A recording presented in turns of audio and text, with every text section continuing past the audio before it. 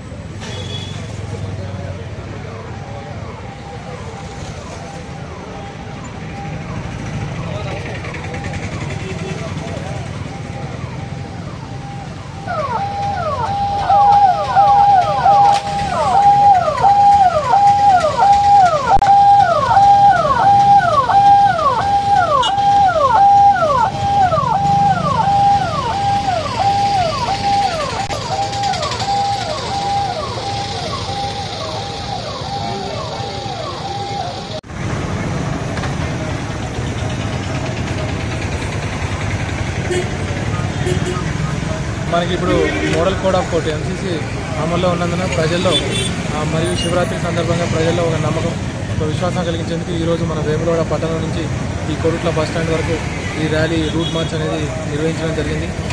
ఈ వేములవాడకి రాజన్నను దర్శించుకోవడానికి లక్షలాది మంది ప్రజలు శివరాత్రి సందర్భంగా వస్తారు కాబట్టి ప్రజలు అందరూ కూడా ఎట్టి పరిస్థితుల్లోనూ శాంతి భద్రతలకు విఘాతం కలిగించకుండా ట్రాఫిక్ నియమాలు పాటించి ప్రశాంతంగా పండుగ జరుపుకోవాలని, అదేవిధంగా ఈ ఎంసీసీ కూడా అమల్లో ఉన్నందున మోడల్ కోడ్ ఆఫ్ కండక్ట్ కూడా అమల్లో ఉన్నందున అందరూ